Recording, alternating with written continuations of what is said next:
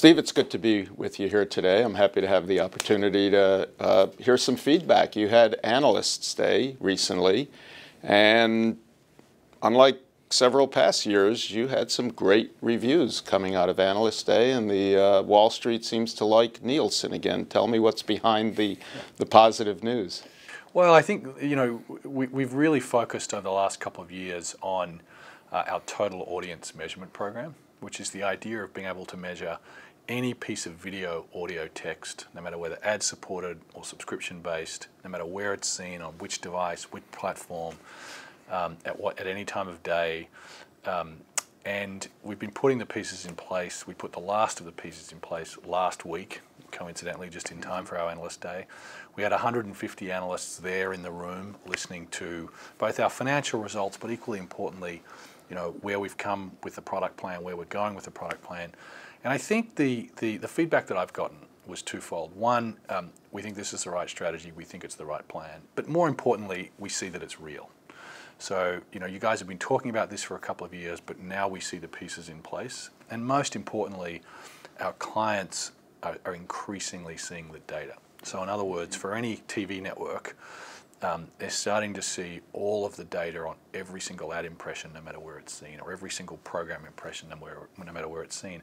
And that's really where the proof is. And that's why the investors are excited, because they see that reaction from the clients, and they see our excitement about the whole program. Let's talk about that reaction from the clients, that they're seeing the data. I think Dave Poltrak at the UBS conference said, if you promise total audience, you better damn well deliver total audience. So where are you on that spectrum of vision versus delivery? Dave was one of our client guests at Analyst Day, and he, in a lot of ways, he's our most supportive client, and one of our most thoughtful critics. So we take his input very, very seriously. So, look, there's a couple of different dimensions over which you've got to sort of include in the word total, total audience. One is every single screen. So every device, every screen, every operating system. We have invented the mousetraps, and it's a consistent mousetrap across screens to measure a piece of video, a piece of audio, a piece of text, no matter where it goes. So that's done. The second one is to extend the time period. For example, for television content, we have for a number of years now measured 35 days. But if you talk to the person on the street, how many days of TV viewing does Nielsen measure? They say they measure 3 days or 7 days, based around C3 and C7. So just making sure that capacity to measure content to whatever period of time that a network or an advertiser, an agency needs, second piece. And that's by and large in place, because we do measure 35 days. Now, if clients want more than 35 days, we'll respond and we'll add time to that. And obviously for digital, it's infinite. Right. The third is dynamic ad insertion. So in other words, if a client in the 4th day or the 7th day or the 14th day inserts a different ad, they take out the Warner Brothers ad or the Paramount, the Sony Pictures ad, and they put in an American Express spot or a MasterCard spot, we want to have the ability to incorporate that in the ratings. And we've built the machinery to be able to do that. And the question is now for the industry, how do you want us to count it? And that is a very healthy debate that's going on, a very healthy debate.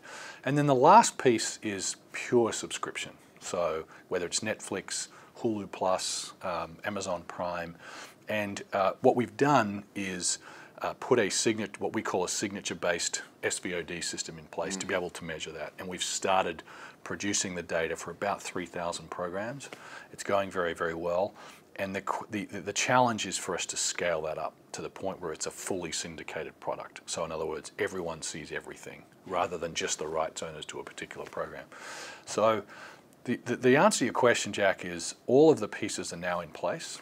The question is really just ramping it all up, getting more and more clients on board, getting more data flowing through the systems, and ultimately being able to syndicate it so that it's like today's TV ratings, insofar as if I'm Coke, I can see how Pepsi, where they're running their spots, or if I'm Turner, I can see what Viacom are doing, or any other network. So going back to your point about dynamic ad insertion, as well as the over-the-top Netflix and others, it's one thing for you to scale up your business, another thing for the industry to be scaling up. We've been talking about dynamic ad insertion. It's not universal, But it's becoming more and more universal. A lot of companies investing in NBCU and Visible World and other investments. So what's the capability of Nielsen to scale up as audiences continue to fragment and scatter, and as greater technology is embedded in the industry? So we've built a system which is based on our cross-platform panels and big data sets like the Facebook registration data set to be able to measure anything, anywhere, at any time. We've built the infrastructure and the technology to be able to scale up as and when needed. So I won't say it's all done because there's always more work to do, but there's no bottleneck from a scaling up perspective on the Nielsen front, which is a nice place to be. I mean, one of our very explicit objectives has been, in a sense, to get out of the way, right? We want to be able to measure anything such that an ad sales executive or a program executive, an ad agency or a CMO can make whatever decisions they want to make to optimize their business, rather than make decisions to optimize around Nielsen or anyone else's measurement. And so the simple answer to your question is we're not in the way anymore, and we're going to be able to measure increasing numbers of impressions to DAI or anything else as the industry gets ready and scales them up. I like the point about Nielsen not being in the way anymore, because you're harking back to an old and frankly outdated perception of Nielsen as introducing new methodologies, new approaches, new technology, and then holding back on the reins even though the horse is ready to go. What argument can you make that as you look toward the future that the Nielsen horse is now running ahead of the industry? Do you think you're still scaling behind the need and demand, or are you anticipating and scaling ahead of it? Well, I don't know that you ever want the measurement provider to be ahead of the industry. You know, if we'd gotten ahead of the industry, we probably would have invested vast amounts of money 6 or more years ago measuring the BlackBerry. And then people would have stood up and said, well, that wasn't very helpful, because the BlackBerry as a sort of a multimedia device didn't emerge as perhaps some might have thought it was. But wouldn't you have at the same time been investing in mobile? We would have, but you think about the BlackBerry operating system, very different than, for example, Android or iOS. And so you have to be careful you don't go down cul-de-sacs. You have to wait and see something start to emerge, really come to scale, and have our clients say, we need you to measure that, and we need you to measure that quickly. So there's an element of getting the timing right, firstly. Secondly, I think there is a sports analogy that works here, which is the best referees are those you don't really notice. Right, and they let the game go on and do a very good job of ensuring it does so smoothly without being unduly noticed. And so that, in a sense, is what we're trying to do with these measurements that provide lots and lots of flexibility for lots of players.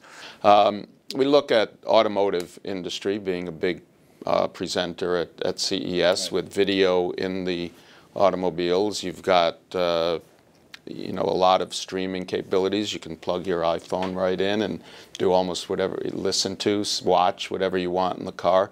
You've also got other venues that are opening up for video distribution.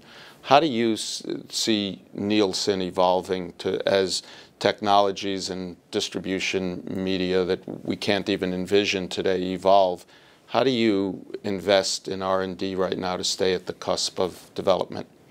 Well, one of the things that we've done in developing the total audience proposition is to have in mind things like the Internet of Things.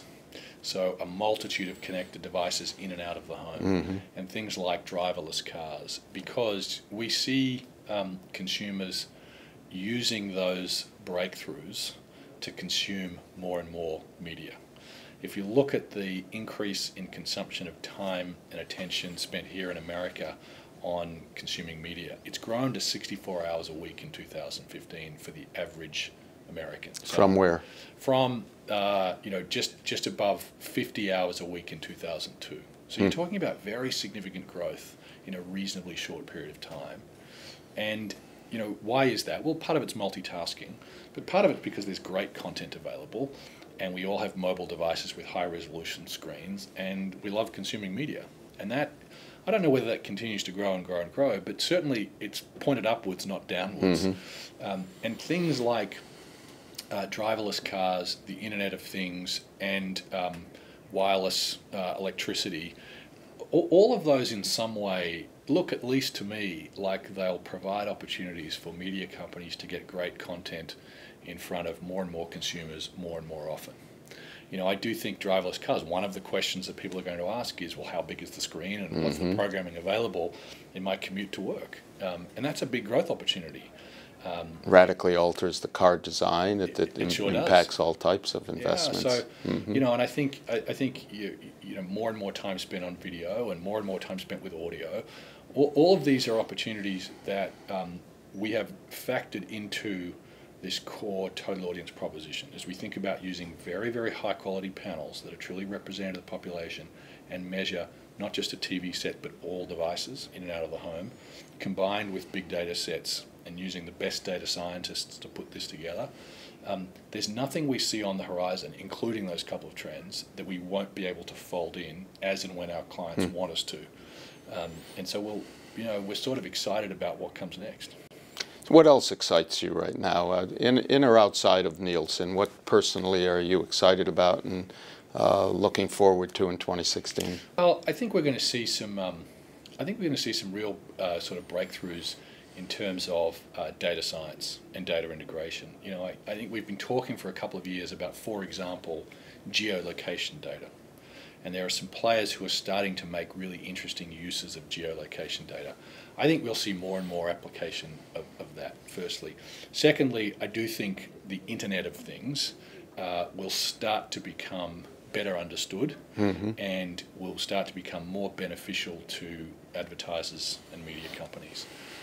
So those are a couple that we're looking at. We think 2016 will represent, you know, an interesting step forward. On Investor Day, you also spoke about how you're incorporating some of the investments you've made over the past couple of years, like Exalate, into an enterprise marketing platform. Can you share a little more about that and what that means to your clients? Sure, Jack. I mean, last year we saw an increasing number of clients wanting to connect our media data and our purchase data sets and other purchase data sets directly. And of course, with the explosion in big data, it's more and more possible, and there are greater possibilities in combining those data sets. So it was with that we bought the Exalate data platform. We loved Exalate for a couple of different reasons. Firstly, we loved the team and the talent that came with that. Secondly, they have a very, very rich repository of behavioral data as to what people do on different devices with different forms of media, purchase and so forth. And then they also have a great way of combining those data sets.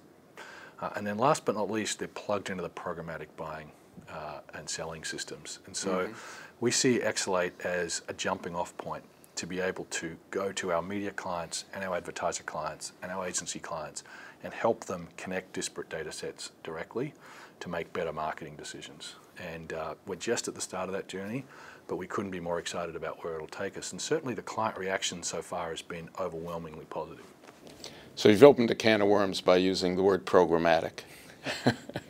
So can you share a little about what your sense is of how programmatic will be incorporated? We've seen AOL and A&E recently build a relationship around building their SSP and programmatic model. What do you see in terms of your role in programmatic? Well, well, first and foremost, I think programmatic is a sort of a much misunderstood term. You know, the way we think about it is the use of, you know, buying on an audience rather than a program, which is unusual given that's the word programmatic.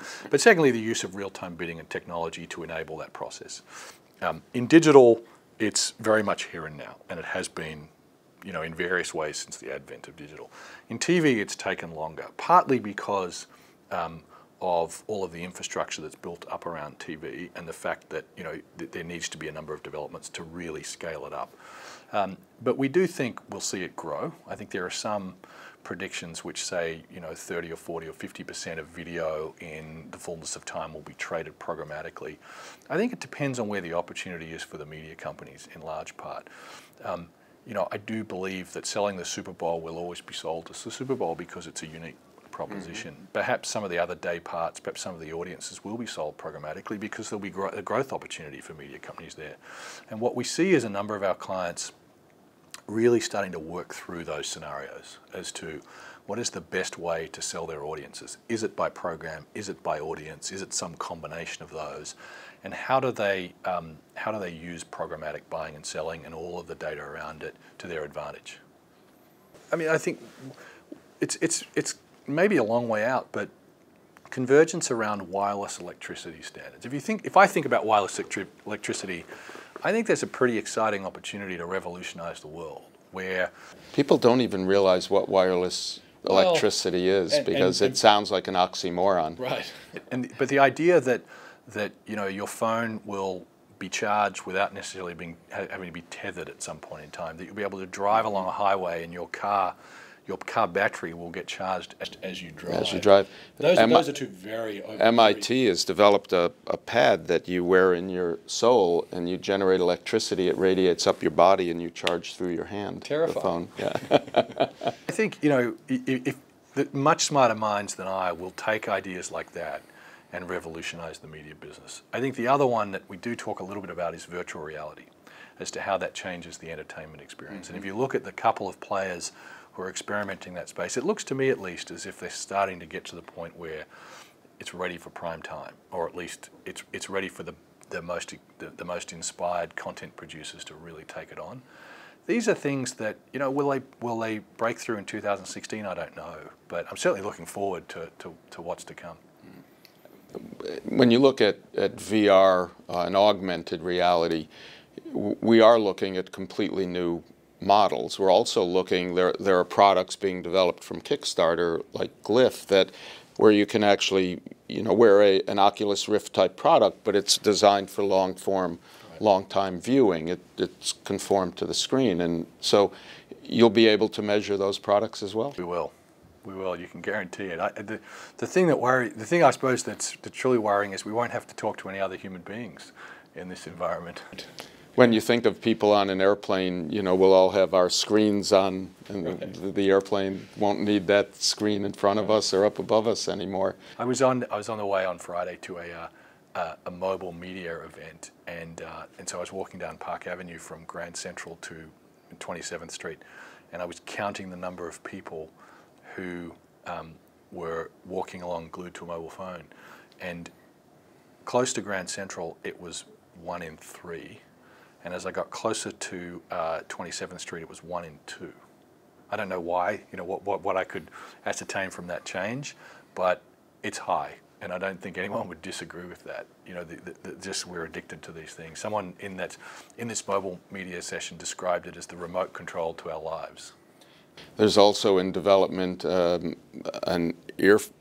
hearing. It's a hearing aid, but basically it's a Bluetooth connected hearing aid that'll be embedded in the ear, so we'll be always connected to audio. Right. So yeah, the future is unbridled, isn't it? We could probably continue this conversation on future technology forever. But so one other question connected to the idea of invention and innovation. As you look not in the data space and continue on this theme of augmented reality, virtual reality, are you seeing any other invention out into the distance beyond that's connected perhaps to the Internet of Things that really fascinates you personally? No, I mean, we talked about wireless electricity, we talked about the Internet of Things, virtual reality. Those are the ones that I think, as we think about sort of 2016, 2017, driverless cars, those are the ones that look like we'll have real, it certainly has a potential to the media and entertainment space. Those are the ones that will be most relevant, I think. Well, you and Linda really have turned this company on its ear in many ways, and it's an exciting future for the whole business. Yeah, we're certainly excited. I like it. Thanks. Thanks, Jack.